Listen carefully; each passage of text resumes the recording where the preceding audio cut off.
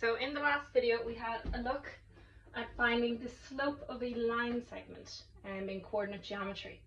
So we're still going to focus on finding the slope of a line segment except this time instead of using this formula, my personal favorite, so y2 minus y1 over x2 minus x1, we're going to have a look at how to use this formula.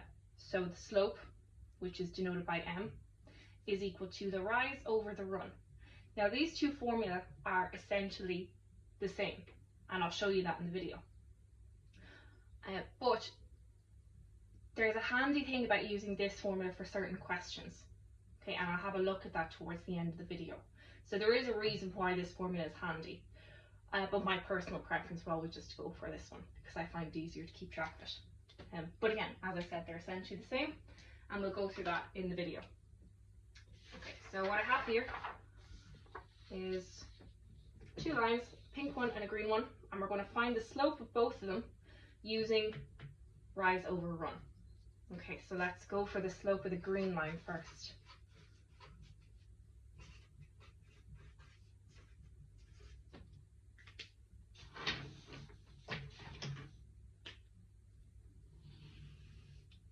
Okay, so our formula is m is equal to rise over the run. Okay, and what we mean by rise over run is we essentially break this down into a right angle triangle, or we form a right angle triangle. So we start from up here, we come all the way down like that. Okay, so what I mean by rise is this bit here. So the distance or the difference between this y value and this y value. So the y value at this point and the y value at that point. And then the run is this bit below. Okay. So what we do is we find the difference in the y coordinates. So see this rise here, it goes from 7 all the way down to 1. So you can see that on your axis here. It goes from 7 to 1. So the rise there is equal to 7 minus 1. Okay, and that's a distance of 6. Whereas the run here, it goes from 4 to 2, and you can see that in the x coordinates. So the x coordinate of this is 2, whereas the x coordinate of this one is 4. Right, so that run is 4 minus 2. Okay, so as we said, 7 minus 1 is 6, 4 minus 2 is 2. So we get 6 over 2, and of course we can simplify that to 3. So that is our slope for our green line. Okay, alternatively, right, that is going off getting the difference of the squares. If you wanted to, you could just count the squares. So as in you could start here and say, okay, that's 1 square, 2 square, 3 square, 4 square, 5 squares, 6 squares. So it's 6 squares in length. So that's where you get the 6 from. If we start here, there's 1 square, there's 2 squares, so it's 2 squares in length. That's where you get the 2 from. Okay, now I mentioned before that these two formulas are essentially the same. And the reason for that is, see the rise? That is just y2 minus y1. So as in if this was my y2 and this was my y1, it's 7 minus 1. Okay, and then x2 minus x1, 4 minus 2. Okay, they're essentially the same, except this one is just phrasing it differently. And again, I'll come to the advantages of phrasing it this way in a second. Okay, now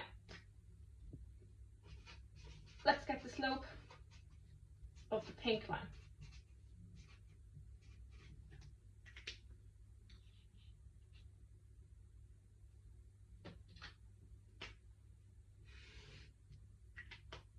Okay, and once again, I'll put a little line through that so we can differentiate which part we're on. Okay, so this pink line here goes from minus 4, 5 to 1, 2, or it goes up the way. Right, so again, make yourself a little right angle triangle, like so. And this is, again, the same, your rise over your run. Okay, and what you probably already noticed is that this slope is a lot steeper than this one. So it makes sense that our run is much bigger than our last one and our rise is much smaller than our last one. Okay, what you'll also notice is, and we discussed this in the last video, that this slope is going up to the right, so it's positive, and we got a positive slope. All right, whereas this one is running down to the left, or sorry, it's running up to the left or running down to the right, so it's going to have a negative slope. So just be aware that when you're using the formula rise over run, sometimes it's easy to miss a negative sign. Okay. Right, so let's see our run then. Actually, let's start with our rise. So m is equal to rise over run. So our rise here, okay, as I said, you can do it by squares. You can go 1, 2, 3. That's 3 squares. That's 1 square. That's 2 squares. That's 3. Or else you could say go by difference in y value. So this y value, or the y coordinate of this point is 5. The y coordinate of this point is 2. So you could say the run is equal to 5 minus 2. Okay, and as we said, that's 3 equals 3 squares. Okay, whereas the run, and again, you can do it by squares.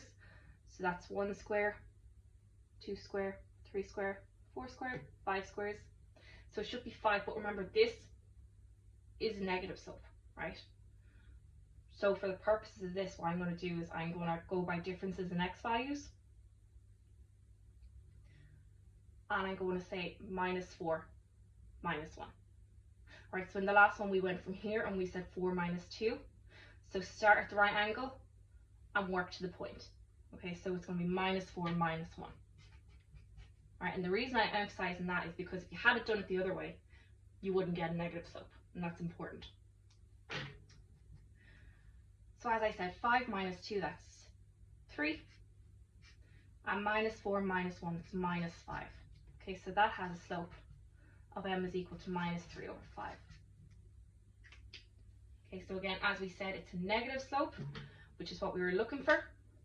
And it's also a smaller slope than this one. So you see the slope, this was quite steep, so we got slope 3, whereas this one is much more level.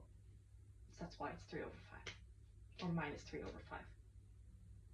Okay, so that's how you use rise over run. And as I said, it's essentially the same as this. If we look at this example as well, and we said that this was our x2, y2, so we would do y2 minus y1, so that's 5 minus 2. And then we would have done x2 minus x1. So that's minus 4 minus 1. Okay, so as I said, they're essentially the same. But the reason that this formula is handy is when you get given something like this, something really abstract. So you can see here, it's,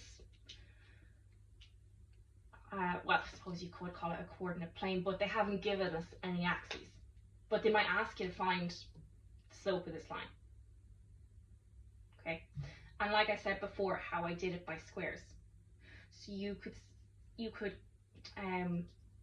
use this formula. So as in, if you were to again draw your triangle, I won't use pink now, I'll use blue. If you were to again draw your triangle like that, so let's see, that's 2 squares and up 4.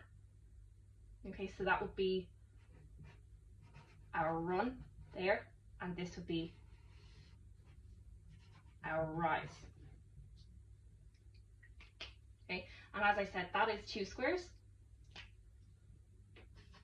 So the slope would be, the run is 2 squares and the rise is 1, 2, 3, 4. Alright, so that's the slope of 4 over 2, which is 2.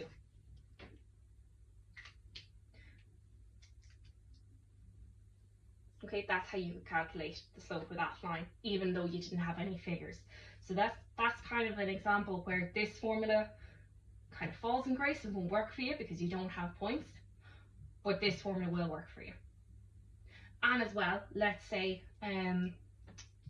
that you were asked to draw a line with a slope of 1. Let's start with an easy one. A slope of 1. No, actually not a slope of 1, that's too easy. Let's say a slope of 3.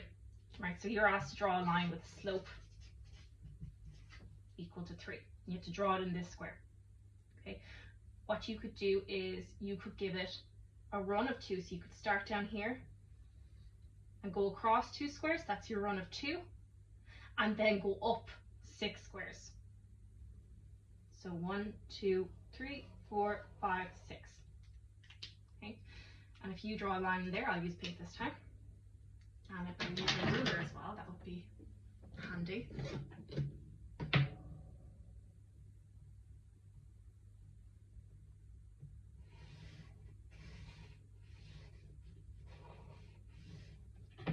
Okay, sorry, I kind of messed it up there a bit. Right, that is your line with a slope equal to 3. Right, so this formula comes in handy for more abstract business like that, where you don't have set points. Otherwise, if you do have set points, I would recommend using this one, just because you'll keep track of your minuses. So say, for example, with this one, if the line had been coming down here negatively, so if it had been coming this way, you could do the rise over run, but you'd have to remember to put a minus in front of it because your slope would be negative. Okay, so this one just allows less errors, but it is important to still know how to use this one for more abstract cases like this